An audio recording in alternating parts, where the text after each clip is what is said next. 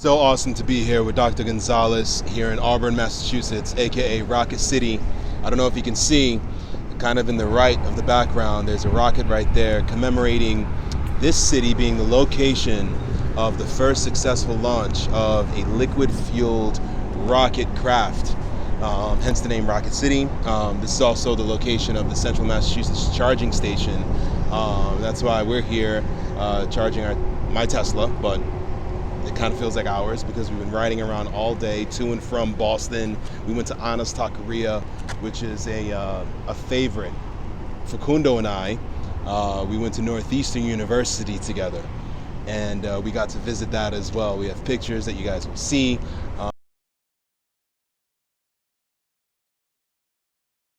What else did we do today? Today we also had some coffee. We drove around Northeastern University, actually. Yeah, we had my dog with us. When we oh, yes. Amazing dog. So point is that today we were driving around Northeastern, and back in the day, me and Waldo, that we both honestly came from very humble backgrounds, similar story, and we used to dream of becoming physicians. So then today we drove in on his Tesla, both physicians, and it was just such an amazing experience, to be honest.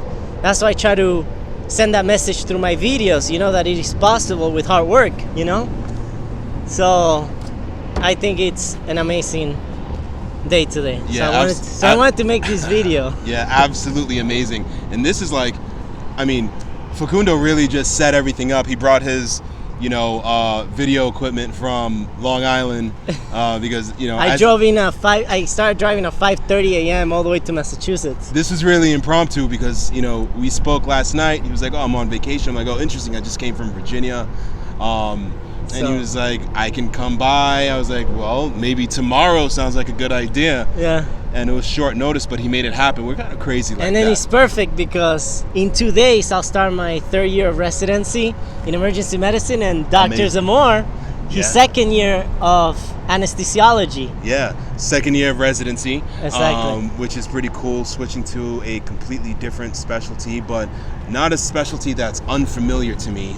In fact, Facundo and I, we were neuroscience majors, behavioral neuroscience majors at Northeastern University, which we circulated to earlier today, as we mentioned earlier, and it was kind of surreal to go to Northeastern on campus. I know. We have the photos with our mascot, the husky. Yes. Which is so cool. Kind of looks like Luna, the Japanese Akita. Yes, I'll have a picture of that, and then I'll show the husky. Yeah, our dog is often, mistaken for a husky, but, they have their differences. Anyway. Just so you guys know, he transitioned from dermatology.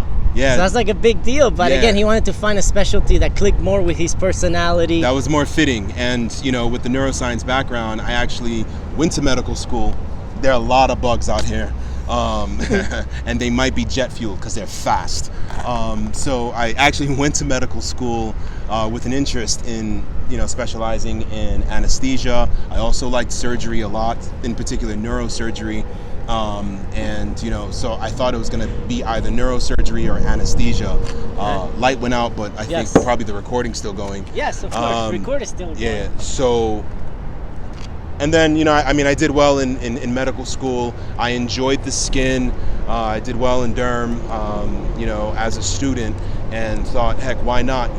This may be the specialty for me. It wasn't. It actually wasn't. Don't get me wrong, I still enjoy dermatology, which is really the specialty that focuses on skin, hair, and nails. So I, do cosmetics on the side, but anesthesia is more befitting. And it's so awesome that, I'm going to be starting anesthesia July 1st. I know, in 2 days. In 2 days. And then you guys know why I picked emergency medicine. I have a video on that. Again, it goes so well with my personality. I'm too hyperactive, It was obvious from the very beginning. Yeah. So.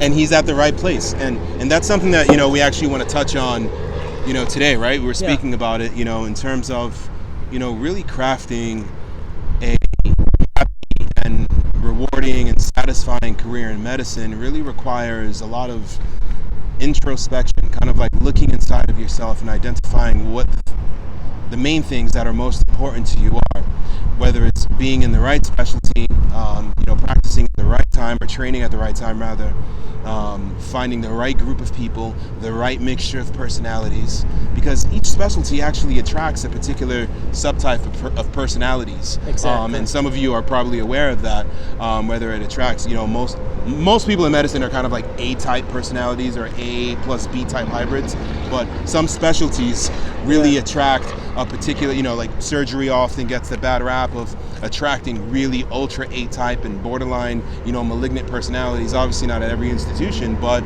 there's that, there's that reputation, and some other specialties are similar. And identifying what kind of personality subtype that you are and may be more comfortable with in the professional setting is really, really important. Exactly. Because burnout is a serious thing in medicine. It is very. It's a serious thing. It's like an honest, real thing that happens, and people seem to disregard it, but it happens. It's not easy. It's difficult. It takes years, sacrifice. It's not easy. A lot of years and sacrifice. A lot's on the line. You don't want to disappoint people. And a lot of people fall into the trap of, really adopting a particular facade that's not really them. Exactly. And, geez, Louise, a lot of bugs. So that's not really them. And they still have one more on the neck. Yeah, can you take care of it, please? I dislike them. Cut. Sorry, I'm just kidding. All right. So anyway, all right, it's gone, and you have one. You have one on your left lower quadrant. Yes. Close to my spleen. Yeah, exactly. So it's really important to understand that. Okay. So back to what we were saying. Burnout is a very real thing. In fact, a plug for the viewers is that just double check we're still recording. Yeah. There's a problem. That is hopefully starting to gain more attention and traction in that, probably 300 to 400 physicians and maybe medical students, I'm not sure, take their own lives every single year because of, major depression, suicidal ideation that manifested, isolation, a lot of the things that, are described in burnout literature. We have to do our part in, guarding our own mental health, but we also have to really stimulate the conversation because a lot of change needs to, take place in order to reduce that number. But the reason why we're saying that, we were speaking about it earlier, is because, both of us are at, a transitional period. And, part of the reason why I'm switching from dermatology to anesthesia is that, I felt that I was in a specialty that was kind of incompatible with, the kind of individual that I am. Actually, I felt very much at home in the operative theater, like the organization of it, the, cleanliness of it, and, expectability, and as well as the unexpectability. Those are the things. I thrive in the unexpected chaos a lot of the time, whereas, my symphony is order. I enjoy it, but, the predictability and the unpredictability, or rather the balance of that in the operative room, is something that really resonates with me. And I'm so thankful that I spent 2 months in medical school. I used my elective months in anesthesia, actually. And I did 2 weeks, 2 to 4 weeks or something in dermatology. But anyway, I feel that everything comes full circle, when, the moment is right and you're kind of paying attention to yourself a little more. Yes. So I agree, and I hope you guys are enjoying this video because it's really spoken from the heart with great advice that you won't find anywhere else. And no script, really. Exactly, no script. It's supposed to be like this. Just honest advice that you will not get anywhere else. So yeah, and just to, since we were speaking about a lot today, which we often do, ranging from neuroscience to an appreciation of physics, meta-analysis, metacognition, everything, and we've always been this way. Like Facundo and I go from 0 to really 1,000. In the most cerebral sense, and it's so cool. And he's actually shows up on my channel. I'll probably put up a picture, but on my channel, on the banner, he's in the middle. He gave me a graduation gift, like a book. Right. So we've been through a lot. So, like we're brothers. We literally are brothers, and we have a cool thing that Facundo and I share is that we actually have a lot of parallels. Exactly. A lot of parallels. Yeah. A lot of similarities that we often like enjoy and laugh about, like, oh really? Yes, really. Which is really cool. Yeah. But just to sharply transition, because I do want to touch on another topic, and that is kind of being financially savvy as you're going through your your training, your professional training. This turned into like a good video podcast. I love it. Yeah. In the future we'll do more. Let me check. It's still recording, just in case. Of course. Yeah. Like being financially savvy is so important. As you're going. I'm not saying having a lot of money or doing whatever. I mean, really being smart with every single dollar, heck, every penny that you have, because that's going to set you up to be in a position where you can really focus on your craft. You shouldn't be going through medical school, residency, with under financial duress if you can help it. Yeah. If the financial duress is because of, let's say financial indiscretion, like poor spending, or you're not being smart, then that's something that's within your power to actually change. Exactly. And that should be a priority, because student loans will be very much a priority when you go back into repayment. Yeah. Right. I have a lot. Likewise. We don't come for money at all. At all, 100%. We don't come for money, and that's something that we speak about. So everything that we have, everything that we do, we work so hard to achieve everything. Yeah, it's sincere. We're doing it sincerely because we both knew from the beginning that we were called to medicine. Yeah. We had conversations about that. Yeah. Don't go to medicine if you want to be rich. No, of course. I just commented on someone else's post that medicine, you said 4 years of college, 4 years of medical school, 7 years of residency, then paying loans. It's a long road. So. You're not a physician 9 to 5. You're a physician around the clock. Yeah. It's really a subscription to a particular lifestyle. Exactly. It's a sacred profession. And going through the training, you're going to lose some of the bliss that the majority of people have. Yeah. If you're mindful, you're going to think about drinking six cans of beer or 12. You're going to think about your liver. Yeah. A lot of people don't. So you're going to lose some of that ignorance, some of that bliss. So going to medicine for the wrong reasons is really a foolish choice. Yeah.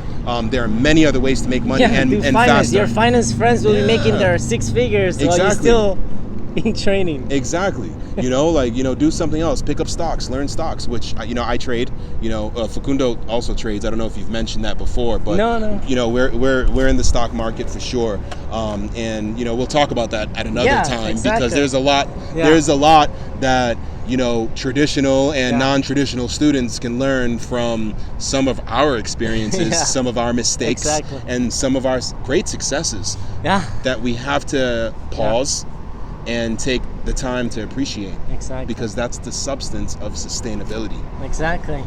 Appreciating the little things. Just stop and think back what it took to make it this far, all the sacrifices, the time. Don't take it for granted, because this is something you worked many years for. Hours, sleepless nights, test after test. So it's a lot. Don't forget. All right. So I think this is good. Hopefully this video has to go like crazy viral, because I have so much advice that I should share it with everyone. Just share it. Let it like a wildfire. And then if it works out, people really like this, then we'll do more. Absolutely. For sure. Guys, definitely like the video, because I really want to see Facundo a lot more. He's part of the substance that I'm talking about. And you're always welcomed in my home in Central Massachusetts. You know that. Your family. This guy is brilliant, and we definitely enjoyed sharing brilliance with each other. We've been through some interesting times. Crazy. You have to, at some point, you should talk about when maybe you have already, when you were like in a tough position at Northeastern. Well, you mentioned it quickly, but at some point I was on that. Forced withdrawn from school, almost homeless. Because you went through a tough time. The same time I went through a tough time. So that's going to be an interesting thing to talk about, because there's a lot of adversity on the road to success. Exactly. Don't be fooled, okay? The Ford Model T was not a walking success from the very beginning. Always remember that. There were a lot of failures that preceded that wonderful, innovative, four-wheeled machine you know, having the opportunity to hit the road across the nation, okay? You know, Ford Model T, we're sitting on a Tesla Model S, so we're in a completely different time period, but a lot of the principles and the things that we certainly have to discuss, Yeah. I think permeate through different generations. Exactly. All right. All right, So we'll cut it here. Rocket City, Adios. thank you so much for coming. All right.